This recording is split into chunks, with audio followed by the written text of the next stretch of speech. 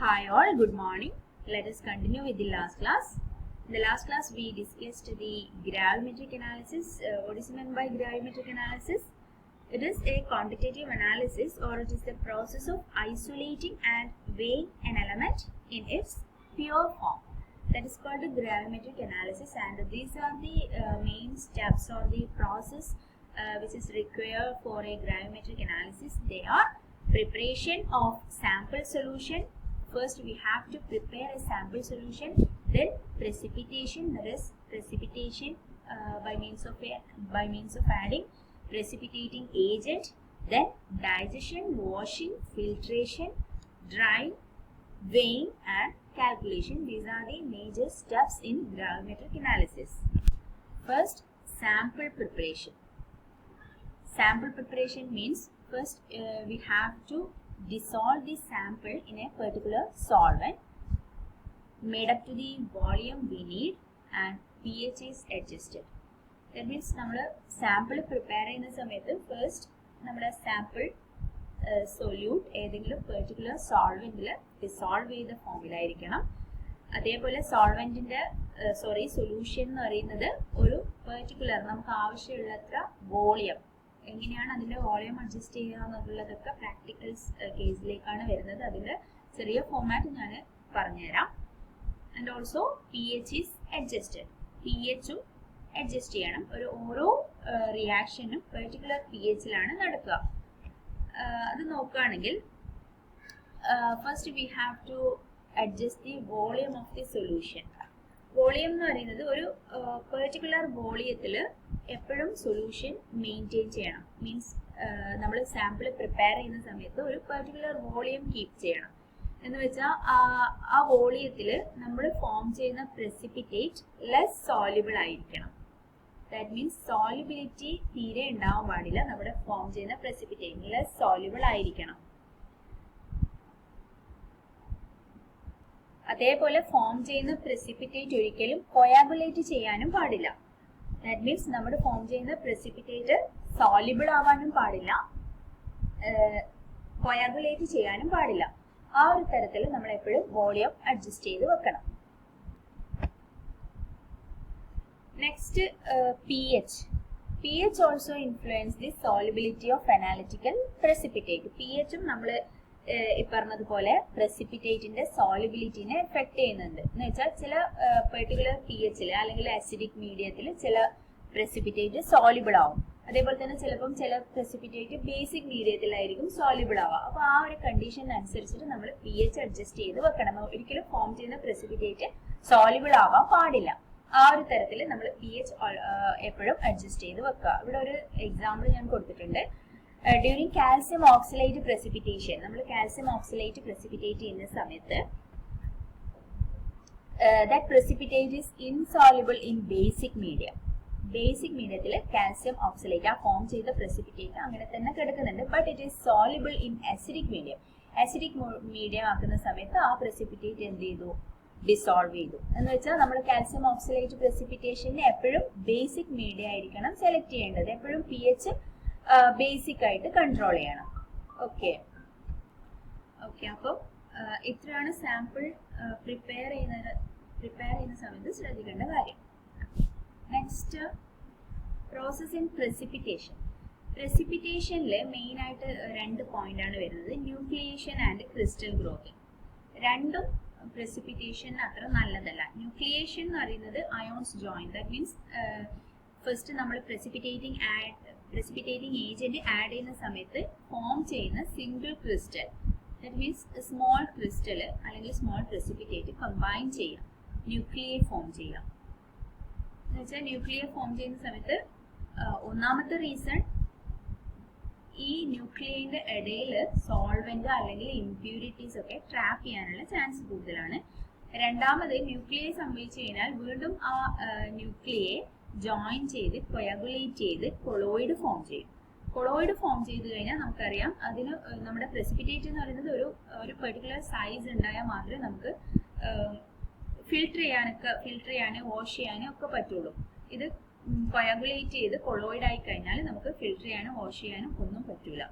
So nucleation എന്നുള്ള ഒരു process നമ്മൾ മാക്സിമം അവോയ്ഡ് ചെയ്യാൻ ശ്രമിക്കുക.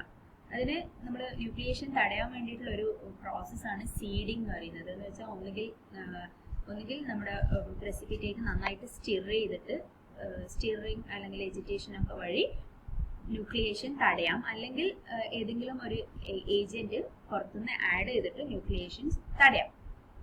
അതേപോലെ തന്നെയാണ് ക്രിസ്റ്റൽ ഗ്രോത്തും ഈ പറഞ്ഞതുപോലെ തന്നെ ഫോം ചെയ്യുന്ന പ്രസിപ്പിറ്റേറ്റ് വീണ്ടും ഗ്രോത്ത് സംഭവിക്കുക, വീണ്ടും അത് അബ്സോർബ് ചെയ്തിട്ടും അതിന് ഗ്രോത്ത് സംഭവിക്കുമ്പോൾ എന്താ സംഭവിക്കുന്നതെന്ന് വെച്ചാൽ ഇതിലും ഈ പറഞ്ഞതുപോലെ സർഫസ് ഏരിയ കൂടും, ഇംപ്യൂരിറ്റീസ് അബ്സോർബ് ചെയ്യാനുള്ള എന്താ പറയാ സിറ്റുവേഷൻ കൂടും. അതും പ്രസിപ്പിറ്റേഷന് അത്ര നല്ലതല്ല. ഓക്കെ, പ്രസിപ്പിറ്റേഷൻ പ്രോസസ് എന്ന് പറയുന്നത് മെയിൻ ആയിട്ട് എന്താ സംഭവിക്കുന്നത്, അവിടെ solution of precipitating reagent added to sample solution. നമ്മൾ സാമ്പിൾ സൊല്യൂഷനിലേക്ക് പ്രസിപ്പിറ്റേറ്റിംഗ് ഏജന്റ് ആഡ് ചെയ്യുന്നു, ദെൻ പ്രസിപ്പിറ്റേറ്റ് ഫോം ചെയ്യുന്നുണ്ട്. ജസ്റ്റ് ഒരു എക്സാമ്പിൾ, സിമ്പിൾ എക്സാമ്പിൾ കൊടുക്കുന്നേ ഉള്ളൂ, പ്രത്യേകിച്ച് പറയാനൊന്നുമില്ല. പിന്നെ വരുന്ന ഒരു ഇമ്പോർട്ടൻറ്റ് ടേം ആണ് സൂപ്പർ സാച്ചുറേഷൻ. നമ്മൾ കേട്ടിട്ടുണ്ടാവും. What is meant by super saturation? Super saturated solution എന്ന് പറയുന്നത് a solution which contain a greater concentration of solute than corresponds to the equilibrium solubility.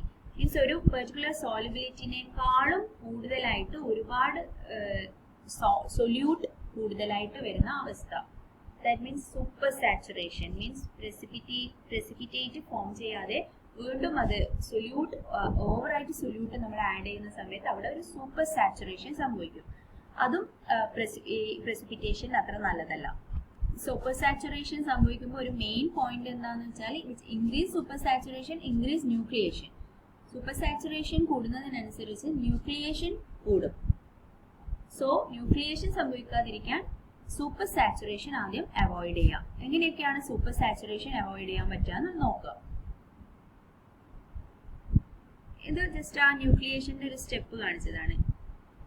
That means ഒരു സ്മോൾ പാർട്ടിക്കിൾസ് ഈ നമ്മൾ form ചെയ്യുന്ന precipitate ആദ്യം nucleation സംഭവിക്കുക. എന്ന് വെച്ചാൽ ആ പാർട്ടിക്കിൾസ് ജസ്റ്റ് ഒന്ന് കമ്പൈൻ ചെയ്യുക. ഇതിന്റെ ഇടയിലാണ് ഞാൻ നേരത്തെ പറഞ്ഞതുപോലെ സോൾവെന്റ് ഒക്കെ ട്രാപ്പ് ചെയ്യാനുള്ള ചാൻസ് കൂടുതലാണ് ന്യൂക്ലിയേഷൻ സംഭവിക്കുമ്പോൾ. ഈ ന്യൂക്ലിയേഷൻ വഴിയാണ് കൊളോയിഡ് പാർട്ടിക്കിൾസ് ഫോം ചെയ്യുന്നത്. ഇത് അഗ്രിഗേറ്റ് ചെയ്തിട്ടാണ് കൊളോയിഡ്സ് ഫോം ചെയ്യുന്നത്. ഓക്കെ, ദാറ്റ് ഈസ് നമ്മൾ ന്യൂക്ലിയേഷൻ കൂടുമ്പോൾ number of smaller size colloid form of crystal leads to absorb the impurities. colloid ആവുന്ന സമയത്ത് ഒരു പ്രോബ്ലം എന്ന് പറയുന്നത് impurities വരും. രണ്ടാമത്തേത് ഫിൽട്ടർ ചെയ്യാനും വാഷ് ചെയ്യാനും ഒക്കെ ഉള്ള ബുദ്ധിമുട്ട്. Okay, according to von Weyman, supersaturation plays an important part in the determination of particle size of the precipitate. നമുക്കറിയാം പ്രസിപ്പിറ്റേറ്റിനെ സംബന്ധിച്ചിടത്തോളം അതിന്റെ പ്രസിപ്പിറ്റേറ്റ് സൈസ് എന്ന് പറയുന്നത് ഒരു ഇമ്പോർട്ടന്റ് പാരാമീറ്റർ ആണ്. അക്കോർഡിംഗ് ടു വോൺ വേമൺ, relative super saturation is equal to Q minus S by S.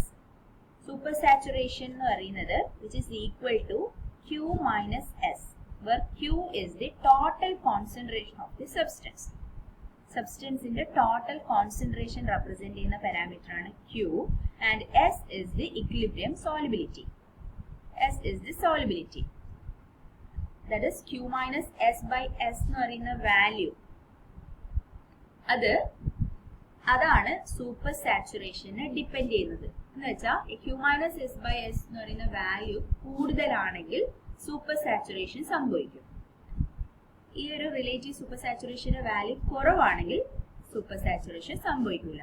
അതാണ് അതിന്റെ പ്രത്യേകത. എന്ന് വെച്ചാൽ നമ്മൾ മാക്സിമം ഈ ഒരു value Q minus S by S എന്ന് പറയുന്ന വാല്യൂ നമ്മൾ മാക്സിമം കുറച്ചു കൊണ്ടുവരികയാണ് സൂപ്പർ സാച്ചുറേഷൻ അവോയ്ഡ് ചെയ്യാൻ വേണ്ടിയിട്ട് ചെയ്യേണ്ടത്.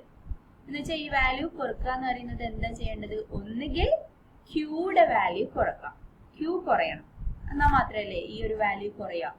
Qയുടെ വാല്യൂ കുറക്കുക. Q എന്ന് പറയുന്നത് കോൺസെൻട്രേഷൻ ആണ്. സോ നമ്മൾ എന്ത് ചെയ്യുക? ഡൈല്യൂട്ട് സൊല്യൂഷൻ എടുക്കുക. എപ്പോഴും കോൺസെൻട്രേഷൻ കുറക്കുക. That means dilute solution use ചെയ്യുക.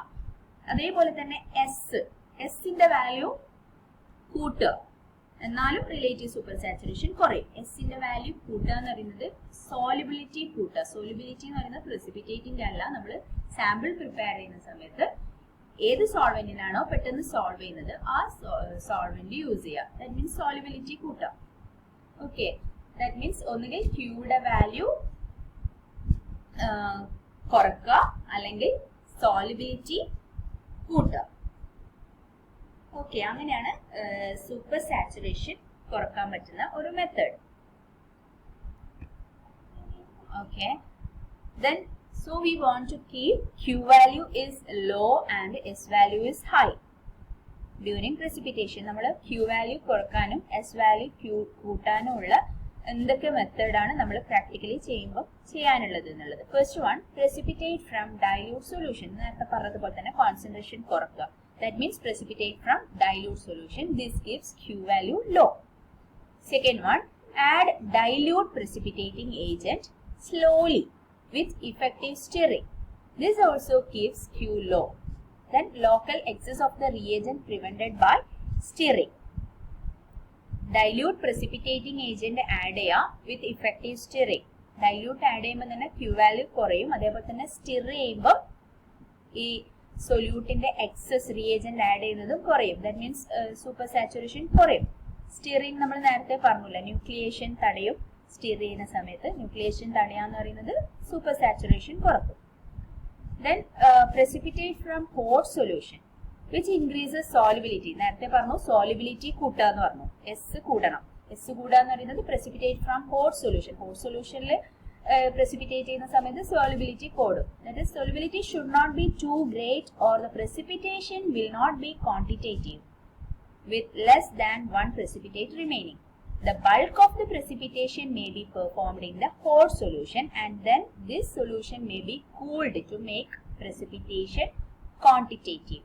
First നമ്മൾ തുടക്കുന്ന സമയത്ത് precipitation bulk ആകുന്ന സമയത്താണ് hot solutionൽ ചെയ്യുന്നത്. Otherwise the solution may be cooled to make the precipitation quantitative. Okay, then precipitate at as low as a pH as it is possible to maintain quantitative precipitation. Many precipitates are more soluble in acid medium and this slows the rate of precipitation. pH കുറച്ചിട്ട് ചെയ്യാന്ന്. കാരണം acid മീഡിയത്തിൽ, that means pH low, acid മീഡിയത്തിൽ ഒരുവിധം precipitate ഒക്കെ soluble ആണ്. Soluble ആകുമ്പോൾ അതിന്റെ solubility കൂടും. They are more soluble because the anions of the precipitate combines with the protons of the solution. Okay. These are the main conditions for Q value, for getting Q value is low and S value is high. Okay. Then maintain crystalline precipitate and avoid colloidal precipitate. ഇത് നമ്മൾ നേരത്തെ പറഞ്ഞ കാര്യം തന്നെ. crystalline precipitate first form ചെയ്യുന്ന crystalline precipitate maintain ചെയ്യുക. അത് colloid ആയിട്ട് ഫോം ചെയ്യുന്നത് അവോയ്ഡ് ചെയ്യുക. Why should avoid the colloidal precipitate? ഇതും ഞാൻ നേരത്തെ പറഞ്ഞ കാര്യം തന്നെ. എന്തിനാണ് colloidal precipitate അവോയ്ഡ് ചെയ്യുന്നത്? More or large number of small particles difficult to wash and filter because colloid precipitate may contain hydrophilic particles. ഇതൊക്കെ നമുക്ക് അറിയുന്ന കാര്യം തന്നെയാണ്. എന്തുകൊണ്ടാണ് കൊളോയിഡ്സ് വാഷ് ചെയ്യാൻ പറ്റാത്തത്, ഫിൽറ്റർ ചെയ്യാൻ പറ്റാത്തത്, അതിന്റെ സൈസ് കാര്യങ്ങളൊക്കെ നമുക്ക് അറിയുന്ന കാര്യം തന്നെയാണ്. അത് വീണ്ടും പറയേണ്ട ആവശ്യമില്ല. Next, digestion of precipitate. Digestion of precipitate എന്ന് പറയുന്നത് it is the process of keeping the precipitate within the mother liquid for a certain period of time to encourage densification of nuclei. Digestion of precipitate എന്ന് പറയുന്നത് നമ്മൾ precipitate form ചെയ്യിപ്പിച്ച ആ mother ലിക്വിഡിൽ തന്നെ precipitate-നെ കുറച്ച് സമയം keep ചെയ്യാം. എന്തിനാന്ന് വെച്ചാൽ ആ ഫോം ചെയ്ത ന്യൂക്ലിയെ ഒന്ന് ഡെൻസിഫൈ ചെയ്യാൻ വേണ്ടിയിട്ട്, അതൊന്ന് ലാർജ് ക്രിസ്റ്റൽ ഫോം ചെയ്യാൻ വേണ്ടിയിട്ട്. During digestion, small particles dissolve and larger one grows. Small particles dissolve ചെയ്യും, ബാക്കി ജസ്റ്റ് ഗ്രോ ചെയ്യും. ഗ്രോ മീൻസ് എഗ്രിഗേഷനോ കൊളോയിഡ് ഫോർമേഷനോ അല്ല ഉദ്ദേശിക്കുന്നത്, ജസ്റ്റ് പാർട്ടിക്കിൾ സൈസ് കൂടും. മീൻസ് ക്രിസ്റ്റൽ തന്നെ ഒന്ന് ഗ്രോ ചെയ്യും. That is called Ostwald ripening. This process helps produce larger crystals that are most easily filtered from the solution. Coagulationോ aggregationോ അല്ല ഇവിടെ ഉദ്ദേശിക്കുന്നത്, സിമ്പിൾ ക്രിസ്റ്റൽ തന്നെ സൈസ് കൂടുക. That is called Ostwald ripening. അങ്ങനെയാണെങ്കിൽ നമുക്ക് എന്ത് ചെയ്യാൻ പറ്റും? പെട്ടെന്ന് തന്നെ ക്രിസ്റ്റലിനെ ഫിൽട്ടർ ചെയ്യാൻ പറ്റും. അതിനു വേണ്ടിയിട്ടുള്ള പ്രോസസ്സാണ്. കുറച്ച് സമയം precipitate-നെ മദർ ലിക്വിഡിൽ തന്നെ കീപ്പ് ചെയ്യാം. പക്ഷെ അങ്ങനെ കീപ്പ് ചെയ്യുന്നതിനെ കൊണ്ട് ചില സമയത്ത് ചില ഡിഫിക്കൽട്ടീസ് ഉണ്ട്. അത് അടുത്ത പറയുന്ന സമയത്ത് പറയാം. ഓക്കെ, ബാക്കിയുള്ളത് നെക്സ്റ്റ് ക്ലാസ്സിൽ പറയാം.